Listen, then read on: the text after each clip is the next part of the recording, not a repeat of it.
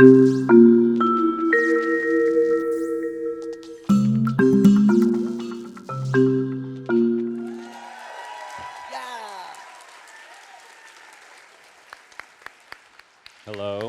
Hello.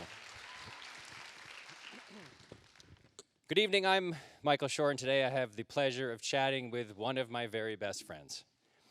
I don't get to see him often. He's mostly off in New York, focused on the insanity of Washington, D.C., so when he is here, it is a real treat. He is, quite simply, one of the most intelligent and talented people I know, and despite his celebrity, he is still the same guy I met almost 25 years ago.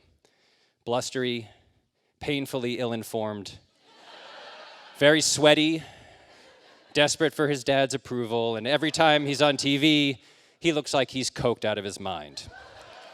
His most recent book, The Un-United States of Woke America, How Liberals Got Triggered by My Big Strong Dad, was named one of the, quote, most unintentionally I am so sorry. I'm doing an event for Donald Trump Jr. right after this, and I think...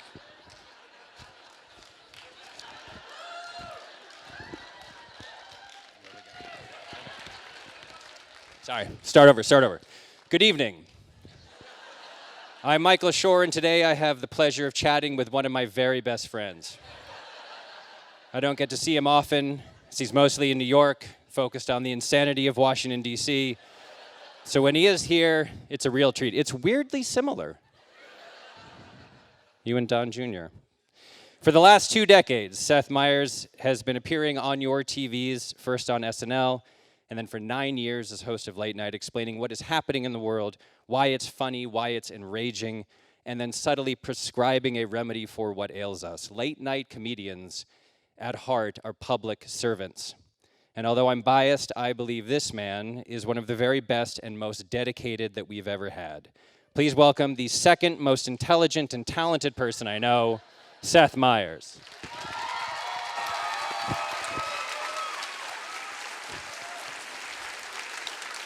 I always thought it was so weird that you were friends with both of us.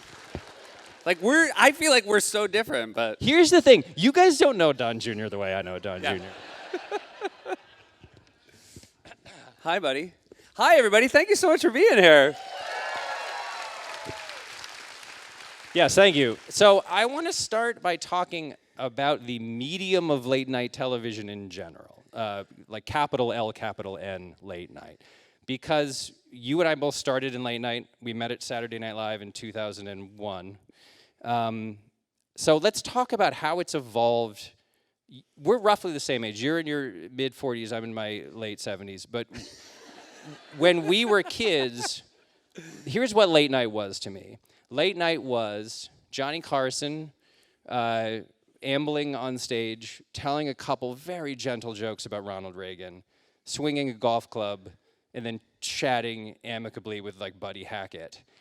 I feel like late night was a lean back medium. People were in bed, half asleep, and they leaned back. And then what has happened in the time that you and I have been working in that field, you more than me, is it became a lean forward business. It started, I think, with the sort of Jon Stewart Daily Show and Colbert, and then you and Tina and Amy on Update.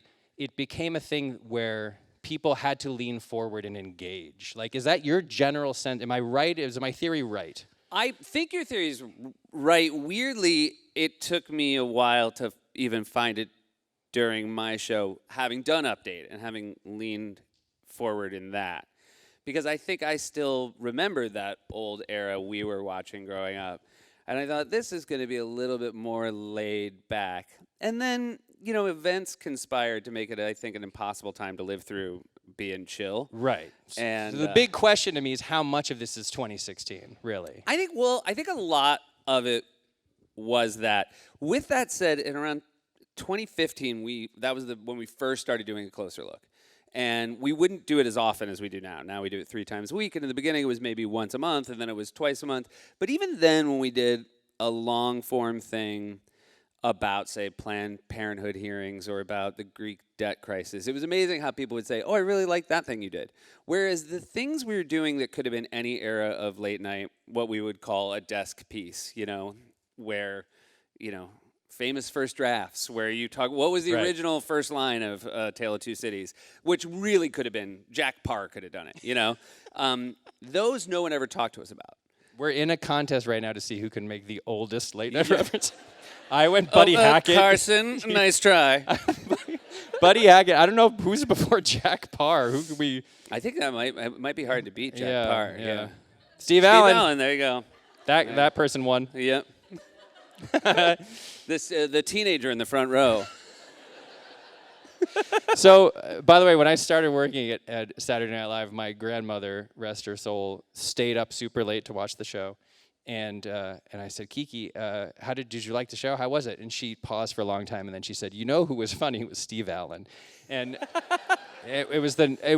she was too nice to say, like, I hated that. So she said, Steve was Allen. a funny person. Yeah, there were, at one point a funny person was. It's interesting that she took the thing, if you can't say anything nice, don't say anything at all. And she was like, I'll just say something nice about a different thing.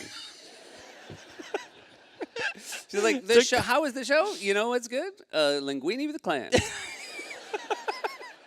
It's a corollary to the rule. Yeah. Just praise something, distract you with talk about something over here. But even from the beginning in your show, so you abandoned what I think of as the signature element of late night television, which is the standing monologue. Yeah. A person comes out at 11:30 or 12:30, stands in front of a weird curtain or a weird backdrop, and tells 8 to 12 jokes about what happened in the news, and then says, we got a great show, and goes over and sits down. Yeah. You abandoned that, and I remember you told me a funny story about Lorne Michaels that sort of pinpointed everything that is amazing and also irritating about him. Yes, it's funny that you said it's funny because it's also deeply heartbreaking, which is when I got the show, Lorne, who speaks in riddles, said, first of all, when Lorne, I don't know if I ever told you, when people said, how did you find out you got late night? Lorne called me, and you will know this to be true. Every conversation you have with Lorne, it feels like he's doing a follow-up to a conversation that didn't happen. So he doesn't lay down any base coat. He just goes, I think you'll do it. It'll be good. And I'm like, wait, are you giving me late night? Because I'm going to want to remember this call forever, and it stinks. The way you're doing it stinks. But so Lorne gave me the job. He goes, it'll take you 18 months to figure it out. And at the time, I'd been working at SNL for a long time. I felt that I was really good at figuring things out. And I remember internally saying, it's not going to take me 18 months. And then I did the show for 18 months doing a standing monologue where I never knew what to do with my hands. And it was super awkward, and nobody liked it. And then I was like, why don't I just start at the desk? And I remember doing it and then doing the math and realizing how long it had been. I was like, fucking 18 months. Point Michaels.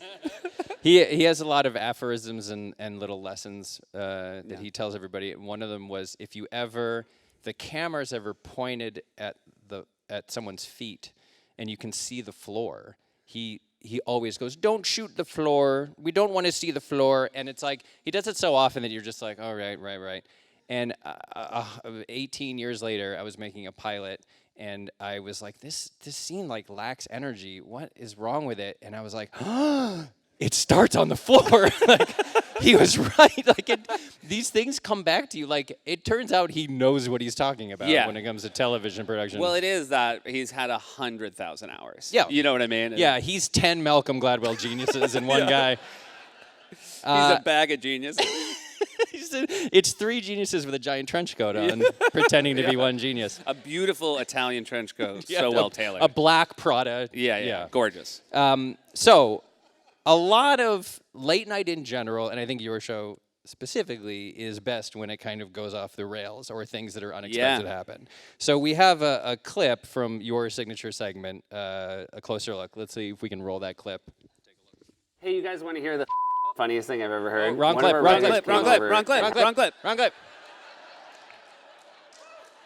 That will come later. We'll see that clip. A good, nice little taste.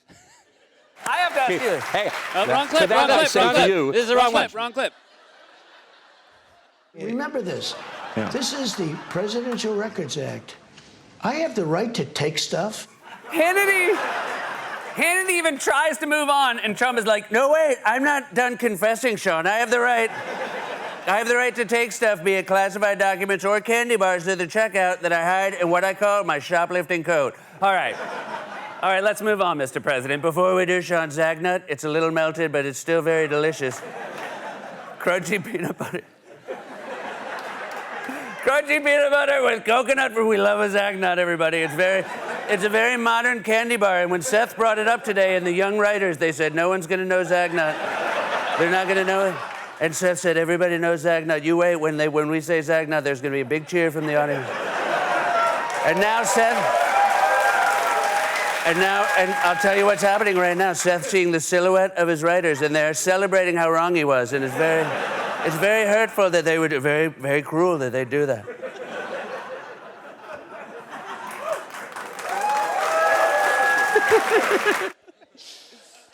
There's nothing better. Yeah. Part of the great tradition of late night comedy is anarchy, right? It's just like you have the sense that no one is minding the store, no one's watching, no one's standing over you. There's no network people like wagging their finger. And when things, I think the difference is like it's when things genuinely go haywire like that. Like when everyone's on the same wavelength, and it organically kind of spiraling out. It also, a couple things make a moment like that also feel earned for us, and I think for the audience as well, which is we went through this crazy time where we were doing the show in an attic and then in an empty studio, and so we just used to take these crazy tangents that made us laugh because there was no audience to say, what the fuck are you doing?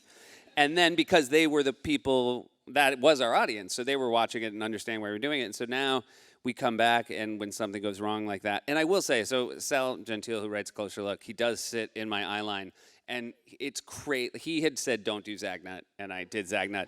And it's like a Muppet reaction, like, because I can't really see him, but I see a silhouette go like, and he did that, and so then I was like, well, I'm just going to just go on this. And I think that it's nice because, the longer you do the show, the more I think the audience knows that we are a friendly, loving group of a staff that can bust on each other like that. And, of course, it's really fun when you just admit that you as the host were really wrong. Yeah.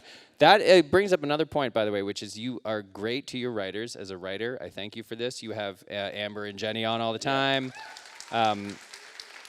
That was my favorite thing about Conan's show when he was in the 12:30 slot was we knew all those writers. All the SNL writers knew all the Conan writers. And every time John Glazer or any of those ding-dongs was on camera, it felt like a win for writers.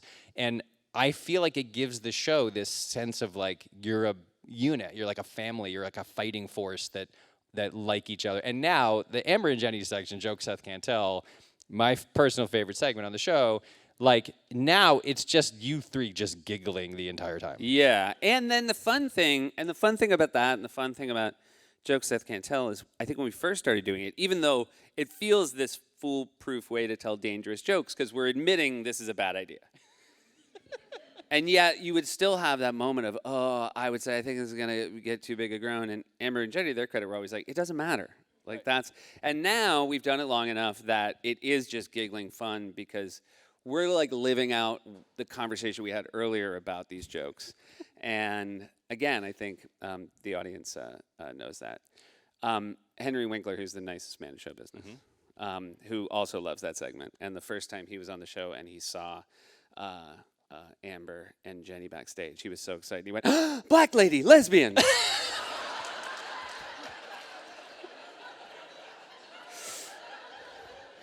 And they were saying it was so loving and pure that any other time in their lives, if it had happened, it would be like, what? Oh no, I have to get out of here right now. Heard it and wanted to cry and gave him a hug and took a picture. That's fantastic. Let's talk about impressions for a second. Oh yeah. So there's your Trump, which I think has gotten very good. Thank you. If I'm not mistaken, the SNL audition, the famously harrowing SNL audition, requires. When you did it, 2 or 3? 3. I did 3. So I remember Hugh Grant. Yep, it was a good Hugh Grant. It was a pretty good Hugh Grant. We have a similar face. That helps. All right. Then there was just a lot of frumping and stammering. Frightfully, yeah. Yeah. But I could not remember the other 2. David Arquette. David, this is 2001. He was doing a lot of those collect call commercials. Do you remember? No. All right, it was back when there were commercials about making collect calls. And then I did Russell Crowe hosting a talk show. And so it was Russell Crowe telling bad jokes that would bomb, and then I would go, "Are you not entertained?" Sure. And then, you might not remember, I tried to write it as a sketch. I don't remember. Russell Crowe talk show, and Mike Shoemaker, our dear friend, producer of my show, and a real straight talker, said, here's why this is never going to work. It went to dress, it didn't work. Here's why it's never going to work. He goes, one of your heads is two of his. And he's like, there's no makeup or anything you can ever do where you will walk out and the audience will go, oh, Russell Crowe. Right. He's like, your neck looks like he has you. There would be 5 of your necks in his like big, strong neck. Yeah. Seth does a segment on his show that you haven't done in a while called Second Chance Theater. Yeah. Yeah. Oh, Thank some you. Second Chance Theater fans. Yeah. By the way, just you saying, we've now mentioned Jack Parr, Steve Allen, and Buddy Hackett, and then you told a story that involved a person doing a commercial about a collect call company. This is like a time capsule that we're in right now. This actually, if you recorded this, TikTok wouldn't put it on. The algorithm would just shut it down. This is not for kids. So Second Chance Theater is a segment on the show that I don't think you've done in a while. At least I haven't seen it. No, during because I don't think we've done it post the pandemic yet. It was a situation in which when someone who worked on SNL came on the show as a guest, they could bring a sketch that they had tried to get on SNL and it had never gotten on, and they would mount the sketch. Yes. And this was my favorite thing in the world because when you work at SNL, there are certain sketches that the writers love and talk about all the time, even not because they're necessarily good, just because they're like famously weird or funny. And you actually gave, so Will Forte did it, Sudeikis did it. Sandberg did it, right? And it isn't just a bad sketch. It has to be something. It had to have bombed in a way that you as writers still talk about it. Yeah. So like Forte did one called Benjamin Franklin, right, where he was, the core of the joke is he's a woman who looks exactly like Benjamin Franklin. Right. That's pretty much the whole thing. That's the whole thing, yeah. And Sudeikis thinks it's super hot. Right. Sudeikis had a wonderful, incredibly, Oscar-winning acting performance in a sketch called Juggling Classes, where it was he had a shirt that said "Ask me about juggling classes," and there was one of those, where you take a number pull a thing off, and he went into a coffee shop and he just basically gave a long speech about how nobody wanted to learn juggling. It was basically like an 8-minute monologue, and then Andy's, which was, I think, my favorite because of how dumb it was, and it was based on a thing Andy used to do when we worked at SNL, is he was a guy at a work party who was like, hey, I'm going to go to the bathroom. You guys want to come with? And it was just... It was a guy who just didn't want to go to the bathroom alone. And also in the most Sandbergian way, he also, because they're like, I'm going to hit the head, and that's just like... You know what I mean? Slang about bathrooms that nobody's used forever. And he used to do it in real life. He used to come, remember his first year on SNL, he would come, open my door, by Tuesday night, we'd be writing all night, and he would open the door and be like, hey, I'm going to the bathroom, you want to come with? And I'd be like, no, I don't want to come with. He'd be like, pretty long walk, I'd love the company. I'm like, I'm not going with. And I'd go, get out of here. And I remember my office, it had that, it had a frosted glass door. So he would close it and then just stand there. And you would see and at the time he had that Muppet hair. And so just his silhouette, and he would just breathe like this. He's so irritating. The best. Getting back to impressions for 1 second, I have a theory and I want to run it by you publicly and see if it's real. One of your most common and I think best and most beloved impressions currently is Mike Lindell, the My Pillow guy. My Pillow guy, yeah. Mike Lindell is a somewhat barrel-chested gentleman with a big bushy mustache. He's from Minnesota. Yeah. Could be from Pittsburgh. Could be, yeah. My theory is he's an evil version of your dad. Yeah, very much. Everything. Is that what you're tapping into? Because when I watch you do it, I'm like, this is you in an alternate universe doing an imitation of your human father. Yeah. And I think the interesting thing is Mike Lindell is an evil person who's very jovial. and my dad is a lovely person who's very angry. You know, because that's the thing about Mike Lindell. He's so mad that the election got stolen, but the way he talks about it, he's so, just like everything. It's He's like excited about how we can fix this. He talks about it the way you would if you saw like a monkey riding a horse. Like that's how he like runs in to say the machine's got hacked. I saw it and I got a video. All right, let's talk about your interviews. When you got this job, knowing you pretty well, I think I may have said this to you, but my instant thought was that the interviews will be where you shine, because you're an incredible conversationalist. You tell great stories, and also, as has been proven, you're very quick. I think it's your improv background, but also you don't need notes. And this is a subtle thing for you true late night aficionados. You may remember this from past shows. You know, your Jack Parrs, your Steve Allens. Cavitz. Your Dick Cavitz. The most awkward part of most late night shows to me is the guest comes out and the host has a blue card that they're holding like low, but you can still see it. It's not, you're not fooling anybody. And they say something like, so how was your flight in? Was the flight very bumpy? Do you have a problem flying when there's turbulence? And then amazingly, the person's like, I do. Yes, I get very scared. In fact, a funny story happened to me, whatever. And it's just this like very bullet pointed, like they went through an interview, they wrote down, and the host's only job is to kind of cue the 5 stories they're going to tell. You don't do that. And I think it's to your great credit that you don't do that. So let's look at this clip of you and Jeff Goldblum, not the other one, and you'll see what I mean. I have to ask you. Hey, to that I say to you, teach me, let me learn from you. Okay, well. That's a line from a movie. What movie is it from? Teach me, let me learn from you. Teach me, let me learn from you. Lolita. No. Okay. But that was an impulsive and... Yeah, it was impulsive. Yeah, I don't... what's I it love from? Lolita. You like that Nabokov book, of course, Yes. and the first Lolita, or the second. Which do you like? The remake with... Well, I feel like we're in dangerous ground when you're like, I love... No, we can disagree. The Kubrick Lolita is a fantastic film. The which one? The Kubrick. Oh, the Kubrick. I love that movie. Yes, with Shelley Winters, of course. James Mason. Yes. In any case, I dropped mental breadcrumbs. What we were talking about is... The quote from the movie. What movie? What movie? Teach me. Teach me, let me learn from you. What, wait, Fred, do you have any guesses? I don't. You don't know, okay. I'm going to give you a clue. It was spoken by Robert De Niro. Oh, Teach Me, Let Me Learn From You by Robert De Niro. Teach me, let me learn from you. What? I could tell you to whom he said it in the movie. I could tell you who directed the movie. Okay, but just know we're no longer talking about you at this point. Okay. I do appreciate as a guest that you fully don't care that you've just started playing I don't care. movie trivia with the audience.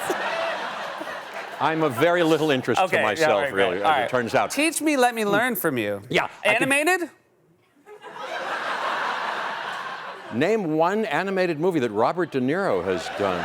Oh, you know what? He was in that Bullwinkle movie, but he was not. It was live action, so. Yes. Oh, yeah, the shark movie. There's Wally over there jumping in. Oh, really? Thank you, Wally. I'm not familiar with that. No, so I could tell, or I could tell you who I'm choking, or I could, what's happening? You don't have to have a lozenge in your mouth. Somebody said I was obliged to do that. Who? Oh, right. That is a new thing we're doing with our guests. Yeah. Seth likes... They said Seth likes everyone to be... What? Did it look like somebody who worked on the show that said put a lozenge in right now?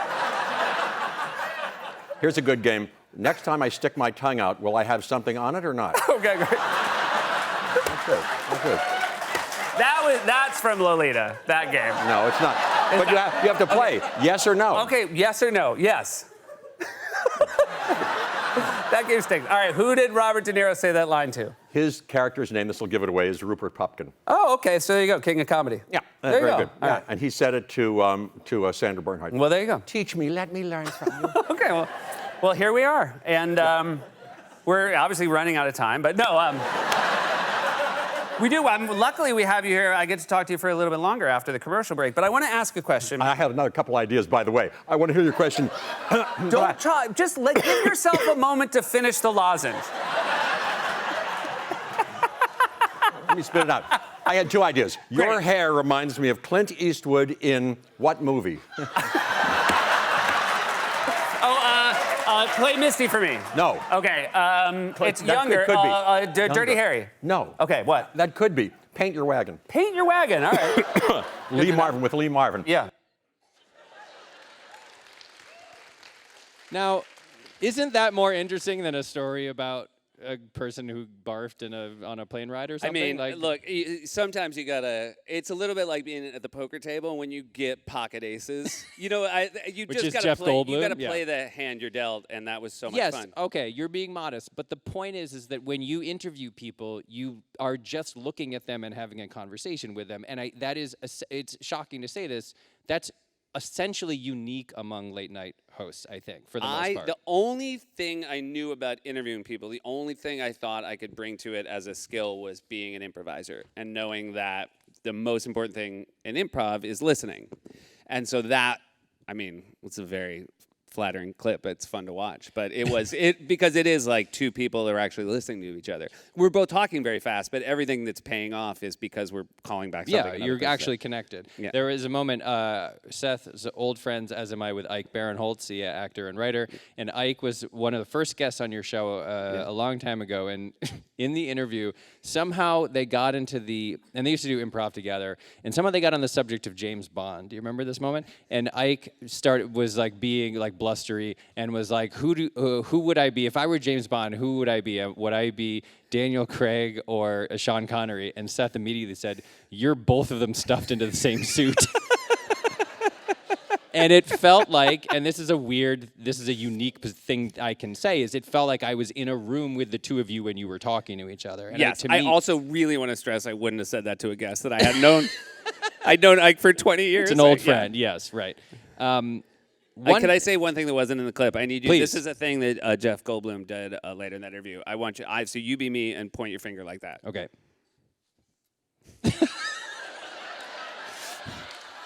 Like he did it so fast, I couldn't.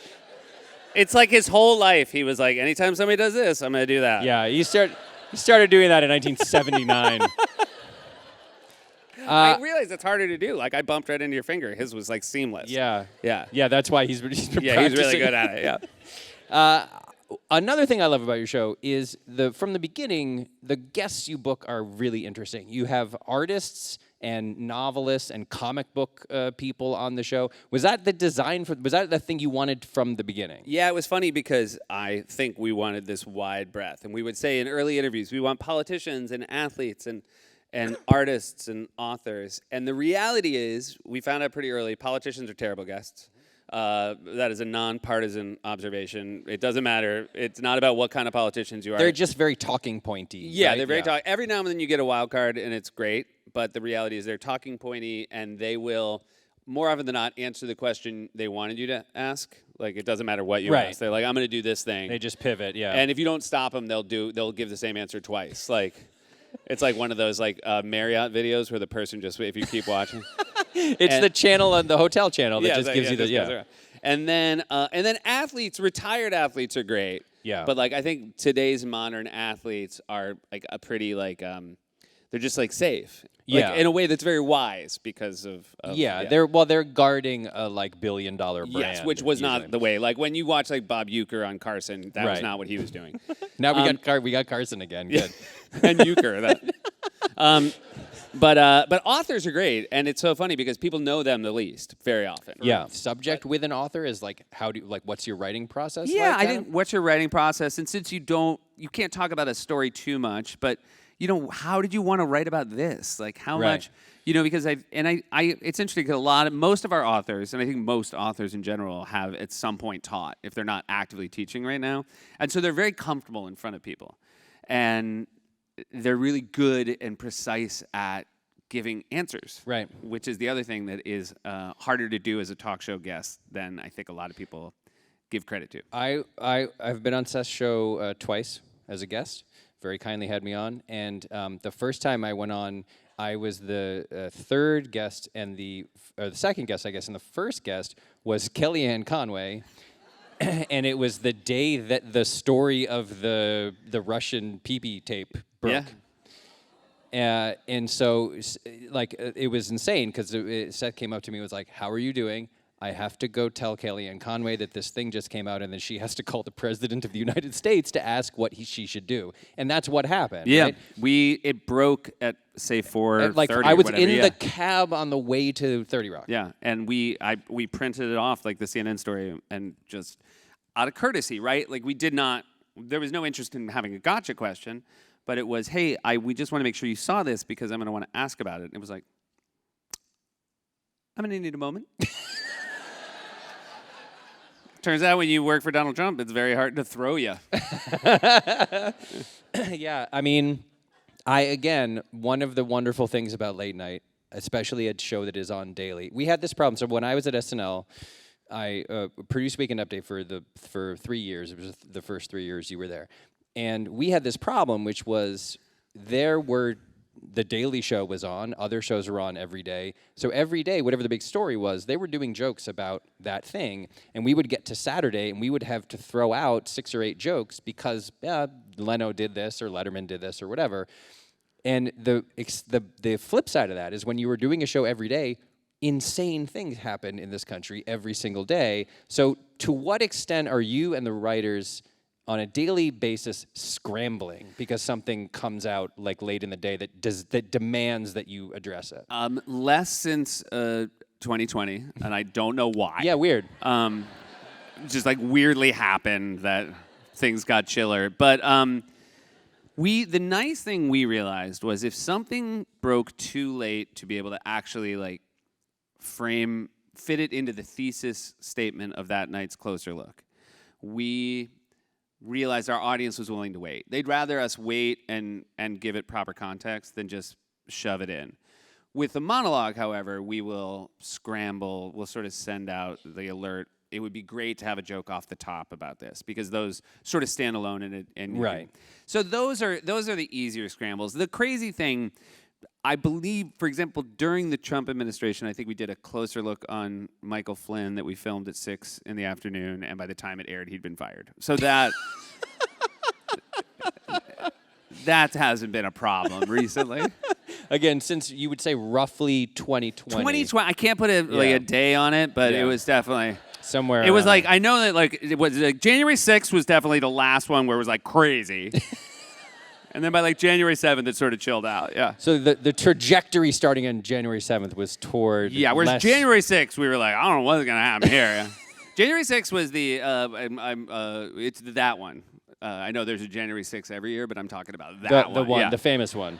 The best, the one now. The one, I mean, yeah. I think I hate to say this to all future January 6th, but I don't think you're going to break you're not going to top it. But that was the one day where we went live because we were ready to go and we were watching it and realized, oh no, it's so dangerous right now to have any final thoughts on what's happening right now. Or even any intermediate thoughts. It was because it really felt like the tone of what this country is going through could massively change in the next 6 hours. Yeah. And so by the time, sorry to get deep into the weeds here, but by the time you went live, they had gotten back together and certified the election. Yes, so it was, very fortunately it was, and I will say, and he does such an incredible job with a Closer Look, but Sal wrote this opening monologue that has aged, I believe, incredibly well, where it was very like sobering, like let's never forget what happened today. Right. And it's one of those days where you feel like incredibly lucky to work with somebody who can, in those moments where we're all just like freaking out, be like, I'm going to go write something right now. And I think that's... Man, oh man. Yeah. That's some Aaron Sorkin shit right there. Oh, he are Sorkin. Yeah. Transitioning from something incredibly important to something that couldn't be less important. Thank you. Let's talk about corrections. Oh my God, I'd love to talk about my people. Every Thursday, right? Yep, every the audience Thursday. goes home. Yep. And then you, like a lunatic, stay in the studio. You have read a bunch of YouTube comments. I've read all the YouTube comments, of them, yeah. by yourself. No one helps you with Nobody this. helps me. And then you know what the hardest part is, Mike? Scrolling. Like sometimes it's 3,000 comments under YouTube, and you just like the hardest part is just scrolling till all the comments are open. You don't have to do this. Yeah. Okay. Keep going.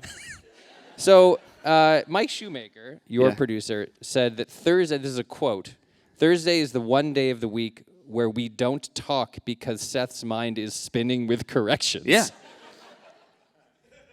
Yeah. I leave the floor to you to explain this insane thing that you do. I love it so much. By the way, That's clear. You do too, and you would love it, and you're a little jealous you didn't think of it. Yeah, that's accurate. This is so up your alley. really is. Yeah. I'm It didn't- acting all high and mighty, but I'm hoping that you invite me to It's be literally inside joke minutia. Yeah. It started, the origin story is I said Legos, and these Lego Right. Enthusiasts. Nazis said it's not Legos, it's plural. Lego bricks. Right. And then, so I basically spent a week trying to apologize and make a correction. Every night you did an apology and then you got something else wrong. Right. Like I said Lego blocks, and they're like, bricks. And and so I kept digging a deeper hole, and then I said to Shoemaker, I want to do on Thursday, we'll just put it on YouTube. I don't want to tell anybody what I'm going to do. I'm just going to address some things at the desk. And it was 3 minutes. And it was super fun. And it also reminded me of the year we were doing shows in the studio with no audience where I was just playing for crew laughs. Right. Which was a really fun time. I mean, not a fun time. That's the pull quote that comes out of this. Yeah. COVID was great, Seth Meyers. COVID was very good for me. But yeah, so I started doing it, and it just kept getting longer, and now it's it's easy 15 minutes a week. Well, you also did a 50th anniversary show. 50th episode, the 50th episode. spectacular. Yeah. So I have a question. I refer to the people who leave these negative YouTube comments as jackals. They're the correction jackals. Right. Somebody asked me today, if I just watch corrections, but I haven't commented, am I a jackal too? And that might be addressed in the next correction. It should be noted that now I read all the YouTube comments, but mostly I'm addressing comments that were left on previous corrections. So this is just, it's become this. Yeah.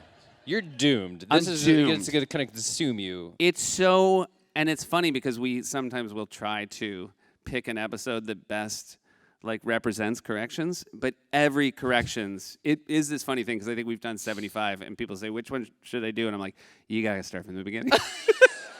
Imagine. It's like the works of Shakespeare. You can't jump in at Merchant of Venice. You got to go all the way back. No, you got to read them all. Yeah. But it is, it's really fun. And it also is, I get so nervous. That's in a really exciting way. It feels like I'm about to go do a open mic stand-up set where the topic is the shows we did last week. I'm doing stand-up about a show I do. And you actually are nervous? I actually get, because I haven't run it by anybody, and sometimes and again, I'm doing it for the crew. I'm doing it for the people I see every day. Right. It's not an anonymous audience. And when it goes well, it's name some of the celebrities that you got to send in videos and take part in the spectacular. the spectacular. Ben and Jerry, who I'm very mad at because they won't give me my own late night flavor. Right. Chris Angel, Mind Freak. Yeah. Nathan Lane. Sure. Yeah. Christine Baranski. Right. Harvey Firestein. Right. They're the cast of my Broadway musical Cicada Cicada. Thank you. Now, how many of these people knew what the hell it was? Oh, nobody. Oh, Werner Herzog. Werner Herzog was on my show, and I said, hey, I was so psyched to meet him, right? Sure. And then I was like, I think there's only, he was in Parks and Rec. He was. Which, by the way, I kept in the back of my mind. I'm like, he said yes to Parks and Rec. Right. So I said, hey, can I film you real quick saying, hey, Jackals, and he was like, what do you want me to say? And I'm like, just do this. And he's like, okay. And he did it. Very brief story. We had an episode of Parks and Rec where Chris Pratt and Aubrey's characters, Andy and April, bought a really disgusting, spooky, awful, rundown house that they loved because it was so disgusting. And we were like, who should be the owner of the house? And someone was like, Werner Herzog. And I was like, that's correct. That is who should own the house. So we reached out to him and we were like, can you do this? And we wrote all these weird lines for him being Werner Herzog-y about how it was like used to be an abandoned doll factory nearby, and this house is where they housed the people who worked there and went insane. They lived in his house. And so anyway, he was on the show and he was hilarious. And Aubrey Plaza, who at the time was maybe 25 years old or 26 years old, went up to him and said, "Do you believe in ghosts?" And he was like, "What are you asking me?" And she was like, "Do you believe in ghosts?" And got really intense. And he was like, "I don't want to talk about this." And she was like, "Just tell me if you believe in ghosts." And followed him around the house, asking if he believes in ghosts. And then, so we shot it and it was great. And then we had an idea later in the season for him to come back. And we called him again and said, like, would you like to come back and do another episode? And he went, "No, that lady scared me."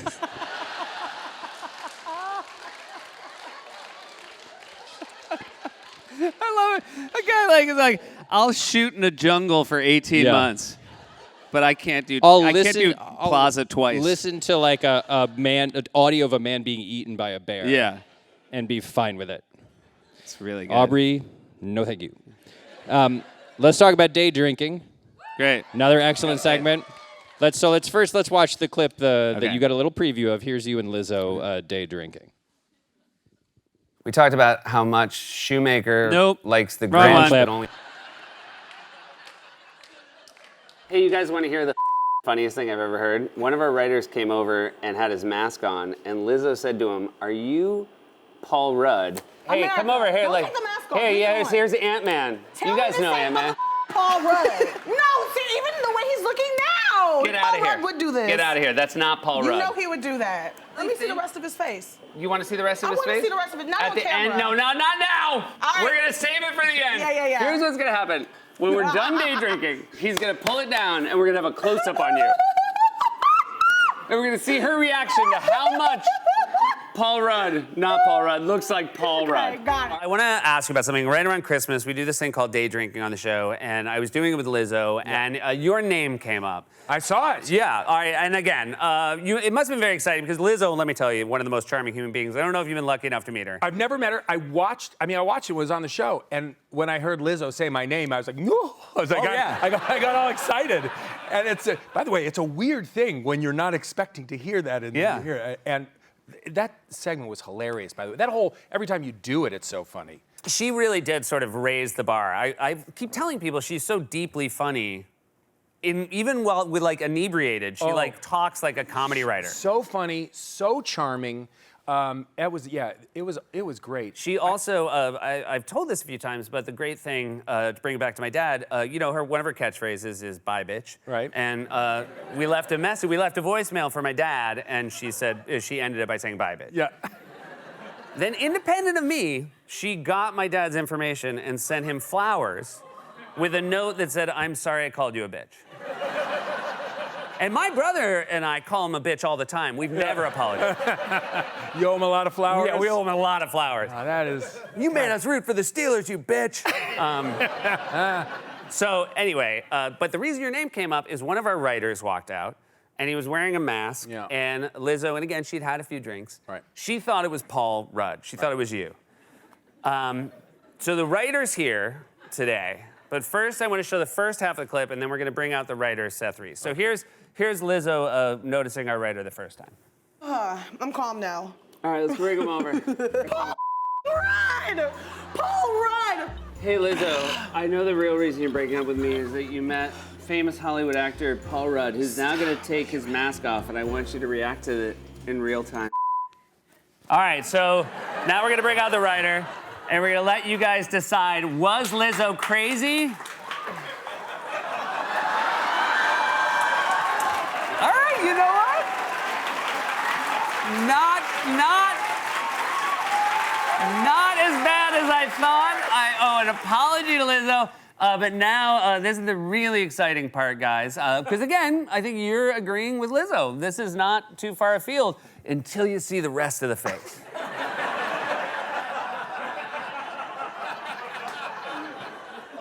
There's a lot of other stuff can happen. This better not be. It better be. Oh!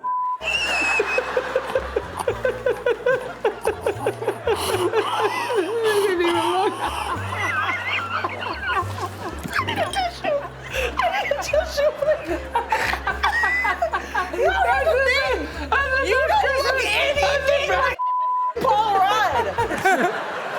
There we go. Let's see both faces. There we go.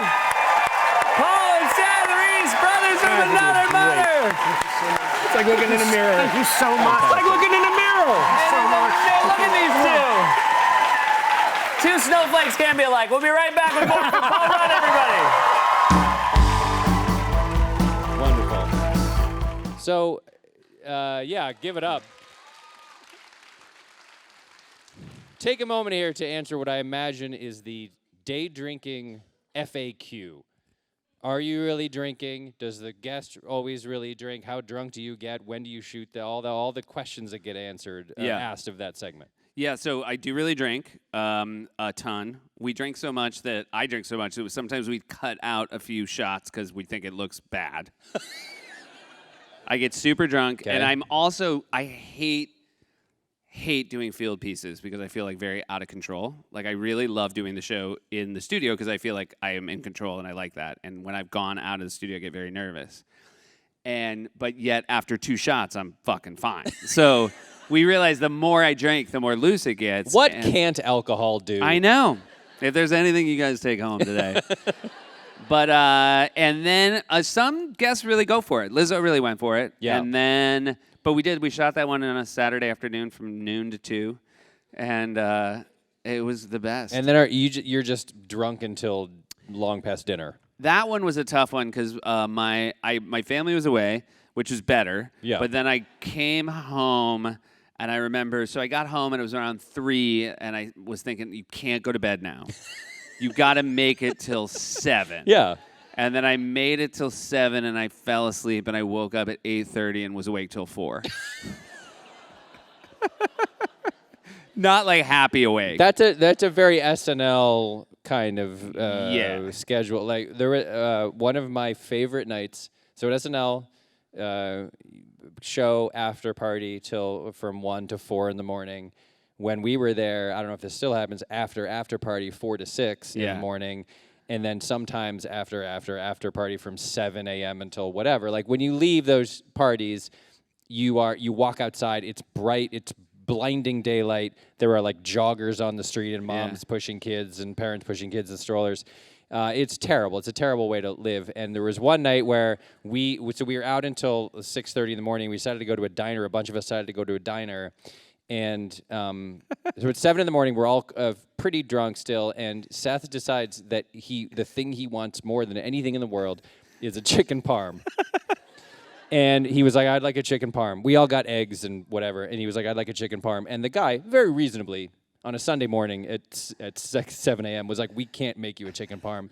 And he was just like, I really need a chicken parm. And I watched for 30 minutes as you very politely and calmly reasoned with this man about why it actually could happen and it was actually the right thing for him to do. And you were so super polite and really lovely, and eventually he went in the kitchen and made you a goddamn chicken parm. Mm-hmm. And then we left him like in the biggest tip that any waiter has ever gotten. We left him like a $250 tip on like $40 worth of food. I don't know why that story just occurred to me. Oh, I did day drinking. I remember the worst one of mine was going out one of those crazy late nights and still wearing a suit. I'd worn like a suit to the party, and I was walking out, and there was some like 5-borough bike race, and so I couldn't cross 6th Avenue because all these bikes were going by, and I was just standing there, I was like so drunk, and these bikes were like zoom, zoom, zoom, zoom, zoom, and like every 10th bike was like, hey, we can update.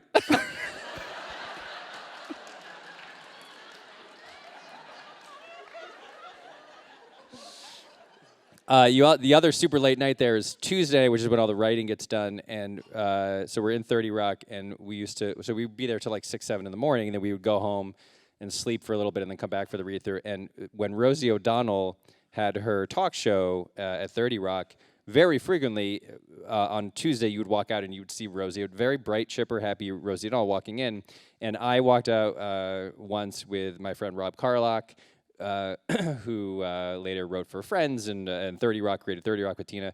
And we were just dragging our exhausted asses out of 30 Rock, and Rosie Nolan was walking by, and those of you who remember her show, she used to throw koosh balls at people. That was her thing, and there was the security guard who checked her in. Went like from across. She was walking towards us, and the security guard went, "Rosie," and she went like whatever the guy's name was, Jim, and she fired a koosh ball, and it went sideways, and it hit me on the side of the face, and I didn't flinch or move. I just like kept trudging straight forward, like it just like bounced off, like it was like a ball of joy flew through the air, and just no, and she I think was like, "Oh, sorry," and I couldn't even talk, like I just like groaned or grunted or something.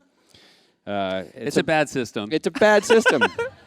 And also kind of amazing. Oh, it is kind of amazing. We're going to get to some audience questions in a second. But the last thing I want to talk about is Documentary Now. Documentary Now, which Seth produces, was just nominated for a Galdang Peabody Award. This is a huge deal. So tell us about that idea, who you collaborate with, all of the things. Oh, we have a clip. Do we need to see another clip? We can see another. All right, apparently. Let's roll the we got to get this one right, man. This is the last one. It should be black and white. Yeah. Lover. Alwyn Lewis Ifans was the most charismatic, skillful, and brutal Craig mice fighter that I have ever seen. It's an absolute bloodbath as Lewis Evans and Rhys Thomas go back and forth. Craig mice, or field rock, is a sport unique to the Welsh village Llangolwyn Sir Wrst, in which two men enter a sheep pen divided in half. Each fighter has a pile of rocks, a pile they have personally collected from the surrounding field. And during each 3-minute round, they take these rocks and hurl them at one another with great force. Down goes Rhys Thomas! Down goes Rhys Thomas! Ali, as he was known locally, was a folk hero in Llangolwyn. Oh, there's an Ali Whirly! He'd won the Golden Stones as an amateur and then went pro at 17. And when he announced he was going to attempt to win back his title in his hometown of Llangolwyn and Wrst, in his first fight in over 5 years, no less, well, it was a national event.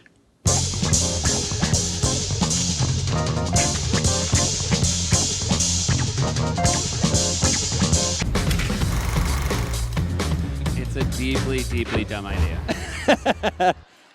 But, thank you. For fans of documentaries, when you see one and you go, oh my God, they're doing a parody of this genre of documentary that I love, there's no better feeling as a viewer. It's a niche show made by people who love documentaries and love the idea of like lovingly, parodying them. It was born out of this sketch I wrote with Fred called History of Punk at SNL, where he was the only punk rocker who liked Margaret Thatcher.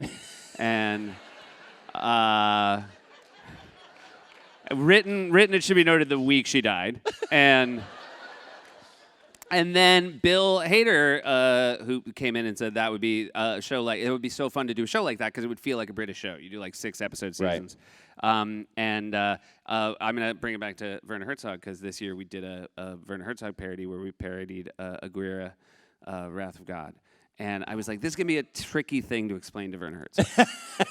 But I had pictures. I'm like, I'm going to try to do it. And so we had stills from Documentary Now. I did. I brought it in. I go, so we do this show called Documentary Now, and immediately realizing I've lost him. Yeah. And then I go, and we tried to match Aguirre, and he looks at me, he puts a hand on my hand, he goes, no one will ever match that. I was like, great. By the way, we got Alexander Skarsgård played the Werner Herzog, but I had originally said we should just get Werner Herzog. Oh my God! Werner Herzog playing himself or playing a version of himself in an episode of Documentary Now would have been peak Documentary Now. If he says no, I can get Aubrey to go to his house. And just She's put like, the do you fear of remember God me? into him." I'm dead now. I'm a ghost. Do you believe in me now? Well, congratulations on the Peabody. Thank you. Nomination. All right, so we have your audience questions, and I have not screened these, so this might go Could be south. fun. Seth, it says, I'm a card-carrying jackal. Love it. Thank you, Jackals. I wrote the lyrics to Soviet Happy Days. Oh, that's so exciting. Okay. Soviet Happy Days was, again, I don't quite remember how it started, but it was Monday, Tuesday, these are days. Wednesday, Thursday, also days. Brief side note, same Rob Carlock and I wrote a sketch at SNL 100 million years ago, which was, the premise was it was the show Friends in an alternate universe where the Germans had won World War II. And it was just the 6 of them were all working very efficiently in like a munitions plant. And the theme song was exactly the same, but it was just the theme song, that jaunty theme song playing over shots of like wheat fields, just like waving in the wind. No one liked it. Anyway, here's the question. At what point did you realize corrections was a thing that you'd build up as opposed to just a silly bit of online content? Signed, Trevor Reese. Thank you, Trevor, for your work and collaborating with us. It was this really fun, once I realized I was play acting frustrated and the people online were play acting that Angry. that they were. And it was this really cool, and then it never got boring, and it hasn't yet. And I don't know if it ever will. I feel like at some point it might reach a point where I'm like, I don't know what else to do. But it doesn't, because it's always based on what we got wrong, it doesn't feel like it's repeating itself. Do you have plans for the 100th? Well, I mean, I'm pretty bummed out Eminem said no to the 50th. And like we didn't hear back from him at all, but I assume like what that meant is like wait for 100. Wait for 100. Yeah. He wants to wait for 100. Sammy says, what makes the perfect or most enjoyable late night guest? Is it comedic chops, interesting stories, etc.? I think it's really fun if they're willing to go off the playbook. And with that said, there's like 10 different great kinds of guests. We was talking to somebody today about how like Nathan Lane, Martin Short have this old school thing where they write 100 jokes. And they come out and they're just going to tell 100 jokes. And they're going to go everywhere from A+ to the worst joke you've ever heard. And they have so much enthusiasm. And a lot of times they're roast jokes about you and them and the audience. And so I love that because that feels like an old school throwback. And sometimes you have somebody who's just really good at, telling a story. But the most fun is when it goes off the rails and you realize that the guest doesn't care. Right. Yeah. That seems key. It's like a person who is not just game for anything, but like is happy to let it. Like Will Ferrell is the ultimate version of this. Yeah. Will Ferrell, we were actually just talking about this before we came out here. Will Ferrell loves when things don't work comedically. Yeah. Like it's his favorite thing. He's like, he used to do, when he would do sketches at SNL in dress rehearsal and they would bomb, you would see how he would get so excited. Yeah. Like the silenter it got, the happier he was. Yeah. There was such a core integrity to his performance. Yeah. Where he was like, oh, we will see this out. Yes. I will sell the hell out of this as long as it takes to deadly silence. Yeah. Courtney says, what is the latest night you can recall having and what did it entail? We almost sort of just answered that. It was chicken parm. Yeah, I'm trying to think. I mean, I've definitely like reached the age where there's not many latest nights anymore. But yeah. You hit it. SNL specifically is a young person's game. Yes. Like I left when I remember I decided to leave, and the year that I left, we started booking musical guests I had never heard of, and I was like, yeah right, that's what's supposed to happen. Right. They're not supposed to just book Tom Petty over and over again to make me happy. There was a band on our show that I really liked, and I really liked the sound, and so I was talking to them, and they were younger fellas. And I was like, so what did you guys like listen to growing up? And they were like, the Strokes. And I was like, oh. Oh, no. Like, oh. Ben Baxter says, do you have any pre-show rituals? And if so, what are they? Not really. I feel like SNL was a far more ritualistic show because it was like aiming for that one thing every week. Whereas I'm trying to find my way into a place of like just comfort. And so what I like to do is I go backstage and I say hi to our guests. And the longer you do the show, the more you know them from previous visits. So it's just nice to like check in. And you do a fun thing during the show in a sort of a pause in the production where you go into the audience and answer questions Yeah, from we the used audience. to. It started out of necessity. Any night we had a band. It takes longer to set up a band, so Right. I'd go into a Q&A. And then I just really liked it. It also seemed like a cool thing to do for the audience. Yeah. And people enjoy it. So I'll do like 5 minutes of Q&A a night. That's and fun. it's really fun. Yeah. An in-show ritual. Claudia says, I loved your children's book. I was going to mention that in the closing. Seth wrote a children's book. It's called You're Not Scared, I'm Scared. I'm not scared, you're scared. It is a New York Times bestseller. Yes, thank you very much. Congratulations. Yeah. So Claudia loves the book. Are there any plans to write more? Well, I'm going to do the one you said, that You're Not Scared. Yeah. The logical sequel. Yeah. And then We're Not Scared. You plural are scared. Yeah. Like everybody's scared, and rightfully so. I would like to do another one. It's so funny. Like I feel like I did it chasing my approval of my children. Sure. And pretty quickly, even I feel like a lot of my friends who are even in children's movies will tell you their kids don't like to hear their voices. Mm-hmm. Like I remember Hader saying, like when his kids saw like Cloudy with a Chance of Meatball, they're like, "No, we don't want this." Yeah. And yet, even for like a book, it happened with my kids. They're like, "Okay, Dad." Yeah. They're like, "This is kid stuff." Beyond anyway. not hearing your voice, they didn't want to read your words. Yeah, they didn't like. It's just like the jacket photo. When will you run for president? Asks Bernadette. Never, ever. I also think that's a fake name. The first one's fake. The second one's real. Yeah, one of them's real. Yeah. It's just like I won't run. I mean, it's what a terrible job is the main thing. Yeah. Yeah, just a terrible job. I have thought so often, especially in the last few years, say since like I don't know, 2016 is a rough just estimate of when I've had this. Nobody wants a specific date of right. like of the number of things. If you are a member of either political party, the number of things you have to do that you don't want to do just to get to the point where you are the person who is running is incalculable. Like they have to pretend to be other people for a long time to some degree. And then they have to shift, and then they pretend to be a different other person in the national and that in the general whole time, election. every time you shift, people are like, "You told us you were that person." Yeah, yeah. I'd say it's it's dud. dissociative. Like I can't imagine keeping your own. I mean, you watch like John McCain. I think about a lot when John McCain was gunning for the. He did things that you knew he didn't want to do, and he was uniquely bad amongst contemporary politicians at hiding his disdain for things. Like you knew him when you saw his face. Like he was at Liberty University and he was miserable. Yeah. He did not want to be there and he didn't fundamentally believe in the things that he was saying. But it's like, well, this is what you have to do. I can't imagine taking on a job or even attempting to get a job that requires you to dissociate and compartmentalize to that degree. With that said, it would be super cool to have a president who did corrections every week. Totally. You know what I mean? Be very cool. Yeah. You would still do it, you're saying? Yeah, I think that would be a lot. I'd be like, obviously made some mistakes in Ukraine. And love to go through them. And Monday, still, Tuesday, these are days. And it's still just the crew. It's like 8 people. Yeah, well, I mean, at that, it would be your like White House staff. It wouldn't be a crew, but it would be a crew of sorts. Still on YouTube, you think? I think probably YouTube, yeah. How is your lobby baby? My lobby baby just turned 5, which is nuts. Nuts. Yeah, he's 5 years old.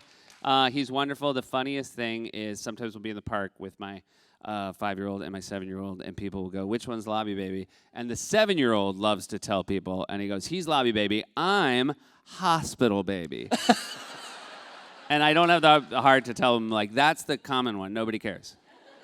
Like that, he's the famous one. You're like, yeah. Are you still in the same building? We are in the same building. I'm so bummed because this year I had my wife lie on the floor and had Axel get between her legs and took a picture when he turned 5. And I'm like, we should have done that every year. Oh, yeah. You know what I mean? Like, because it's the same. That's the height on the wall. That's your version of the height on the wall. But it is the best thing in the world because people, I mean, there is a special relationship with him and everybody in that building because he was born on the floor.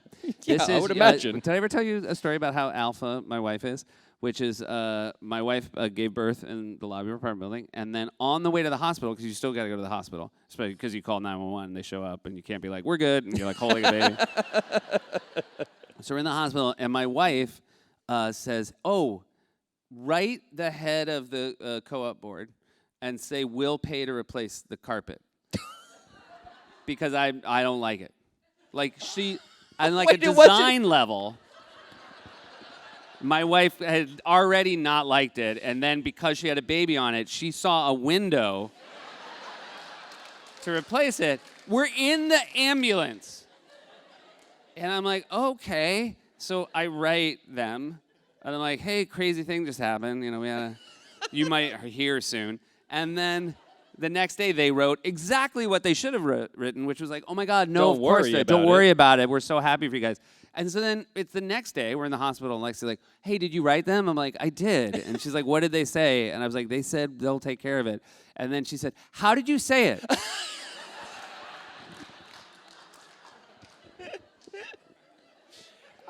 Okay. I want to proffer a theory. Yeah.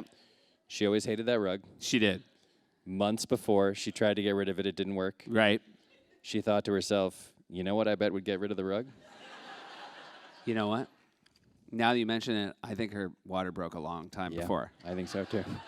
And she was like, and then she waited till she knew. She timed her contractions. Yeah. And then I'm the sucker who I had to call an Uber. I'm like, it hurt my rating. You know what it's like when you go out and tell an Uber, like, hey, we actually don't need you. Yeah. Can't do that to the ambulance, can do it to Uber. Who has been someone you worked with, and before I finish this, keep in mind I'm right here. I'm very excited. Where you felt you learned the most about yourself?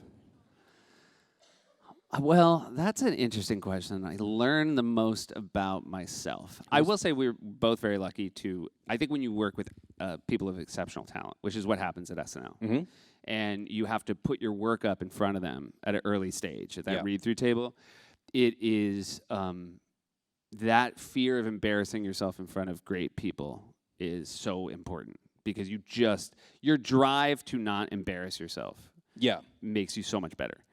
And then I think at some point, you when you actually become good is when you stop worrying about embarrassing yourself, and then you just start aiming for the next level. I think there's a difference, though, between learning something about yourself creatively and learning something about yourself, like, as a person. Right. Like, I think Mike Shoemaker, your producer, used to be the senior producer at SNL, is uniquely good at teaching you about yourself as you relate to the job, like as a human being. I think. Like that is his sort of super skill was like he was half producer, half therapist, essentially, for everybody who worked at SNL. And it's like when you had a problem that about the way that you related to the job that you didn't know how to solve or how to even articulate, you went to Mike Shoemaker and he explained, here's what's going on. Yeah. And so he'd be my answer in all likelihood. But creatively, like working for Adam McKay. Adam McKay was the head writer of SNL, and Tina Fey were the head writers when I first started there. And my thought all the time was, please let me someday do something they like. Yeah. Like, that's all I wanted in the world. Never achieved it.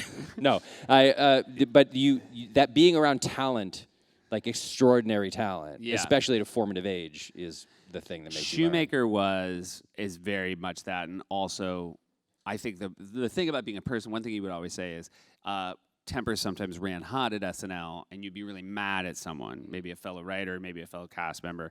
And I remember times being like, here's what I'm going to go tell him. And she would always go, it's a long life.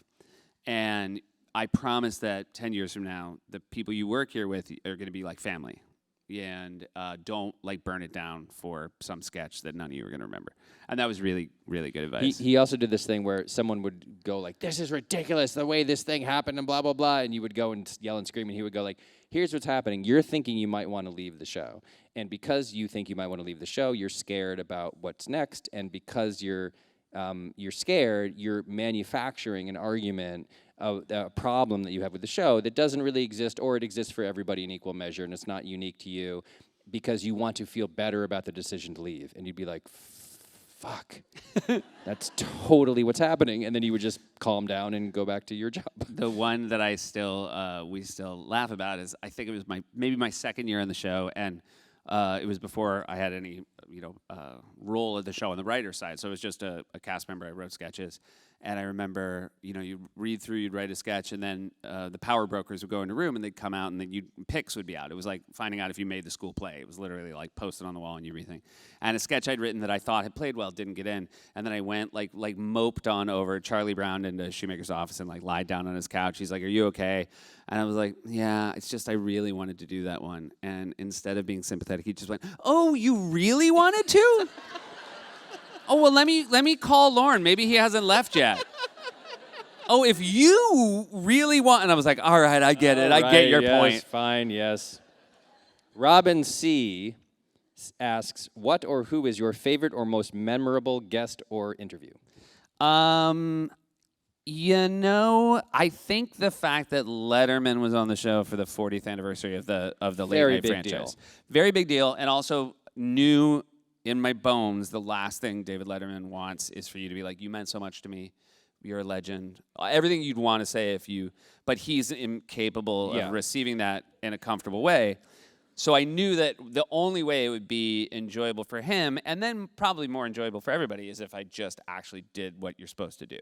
And so you try to like stay within myself and be just a human being, because that's what he always liked. I mean, that's why he actually had regular, non-celebrities on the show all the time. Right. And so the fact that like, it was terrifying, and yet it was executed well enough that I was proud of it. Was he, again, we're roughly the same age, was he your guy He was when you my were a guy. kid? Yeah, He was yeah, my guy, too. Yeah. So that was, and it was just a trip to have and it was also a really fun show because we did a Joke Seth Can't Tell first in the first act, and when he came out, he was very complimentary about that. And did he say lesbian black lady, like Henry Winkler?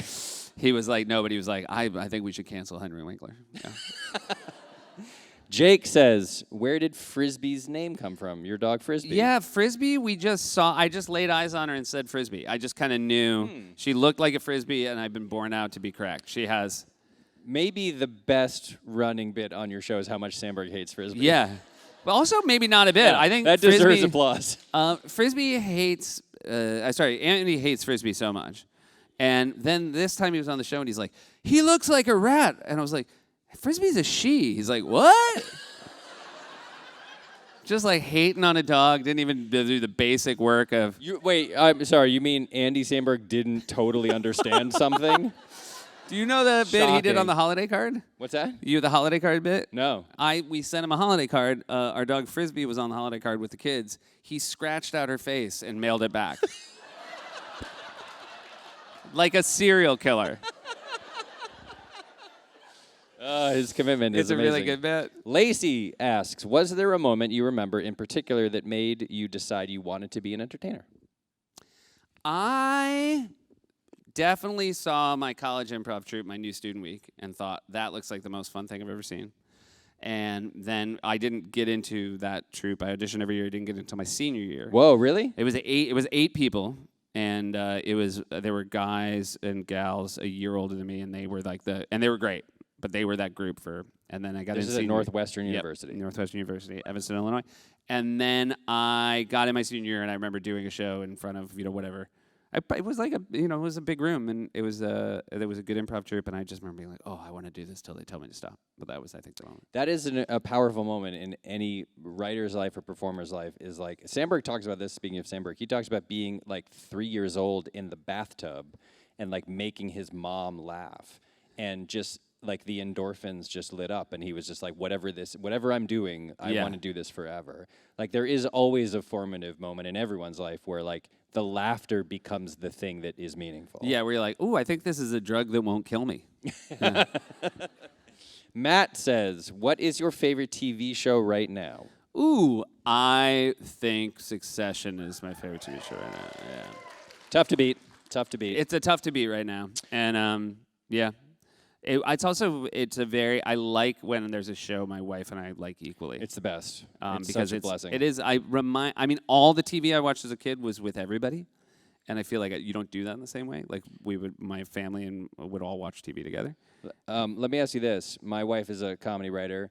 The two of us almost never watch comedies. Do you watch more dramas with your wife? 1,000%. Yeah. Yeah. It's like the last thing in the world you want is to watch a comedy. Yeah, I would say a comedy The only comedy that well, not the only, but like I Think You Should Leave with Tim Robinson, like I mean, that. well, that's not even a comedy. That's not anymore. comedy. Yeah, it's just like it's the purest white hot joy machine. Yeah.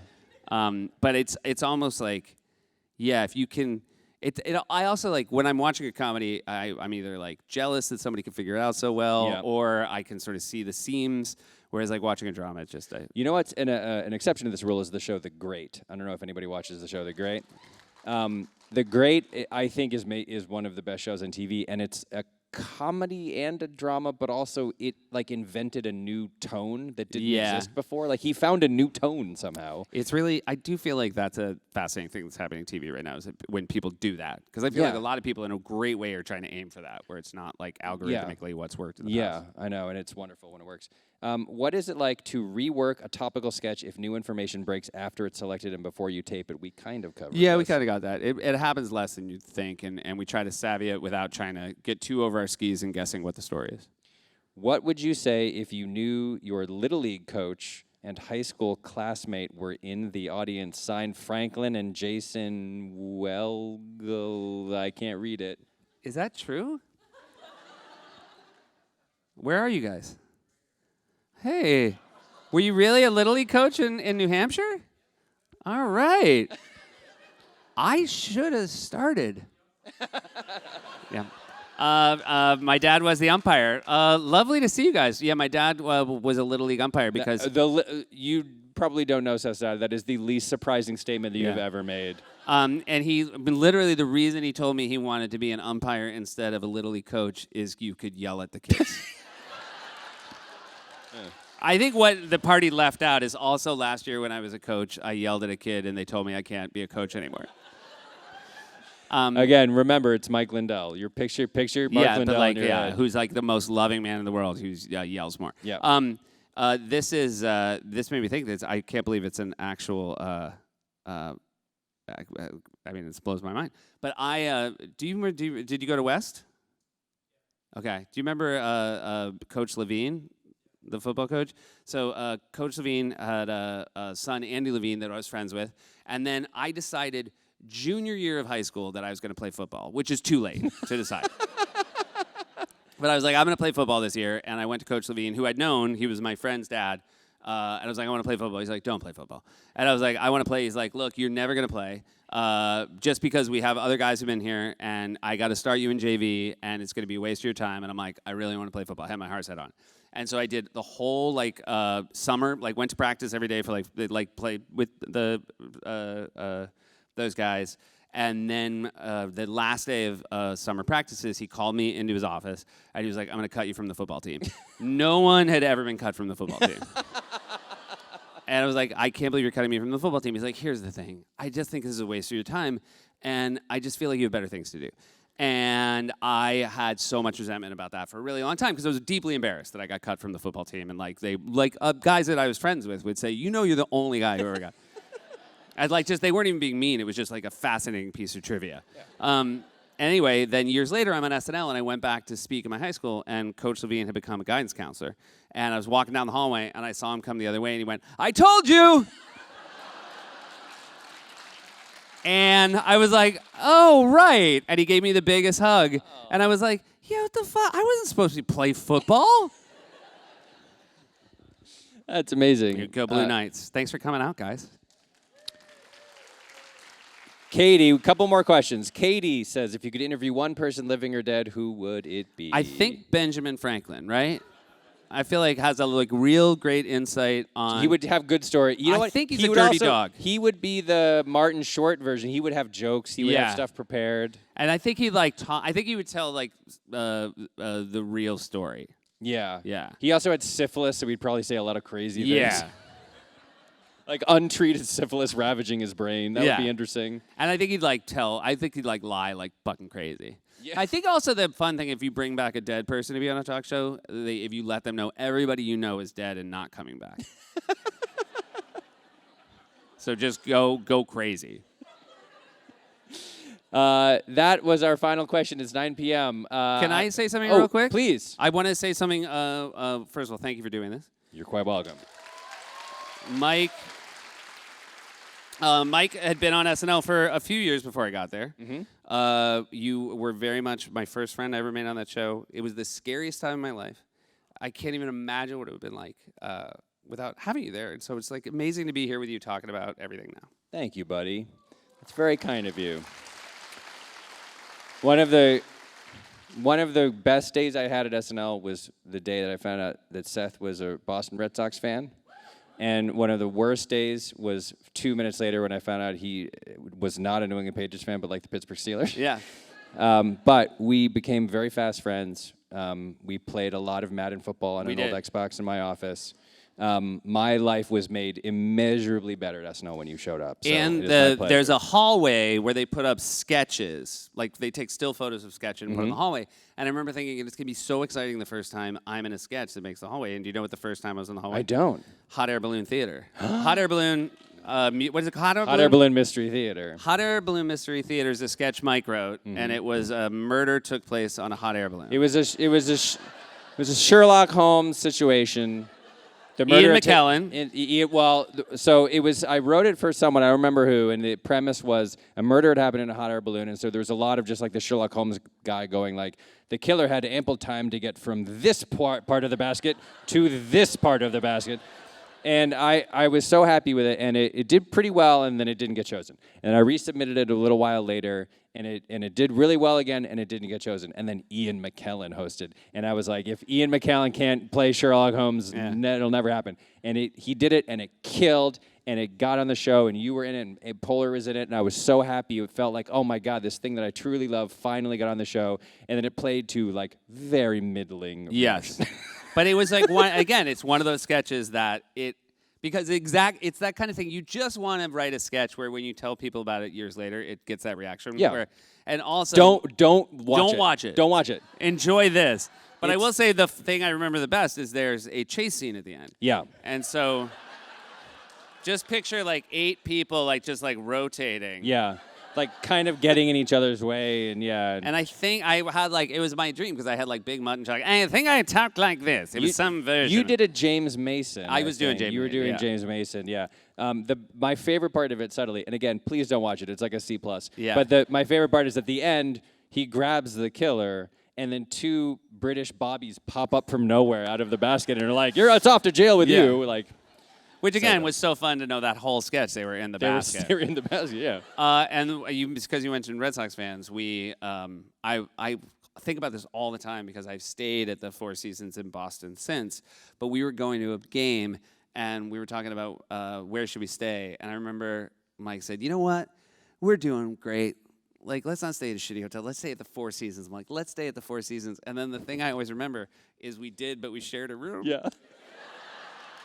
It was 2 twin beds. Yeah, with 2 twin beds. In like a 250 square foot room. Yeah.